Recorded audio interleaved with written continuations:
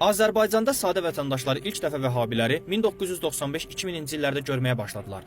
Onlar Azərbaycan dilini bilmir, küçədə xuliqanlıq edir, boğazları, ayaqları, qolları gipsdə şəhərdə dolaşır, bunun cibinə girirdilər. Bir müddət sonra isə Heydər Əliyev televiziya verdiyi müsahibəsində Azərbaycanda gəzişən bu naməlum canlıların çeçenlər olduğunu bildirdi. Daha sonra əlavə etdi ki, onları Azərbaycana insanlıq xətrinə gətirib. Yaralı insanları sərhəddən necə qaytarım deyən Heydər Əliyev dolayısıyla çeçen vəhabilərin Azərbaycana gətirildiyini təsdiq edirdi. Radikal ərəb bankları Çeçenistanın pulu da Azərbaycan vasitəsilə göndərirdilər.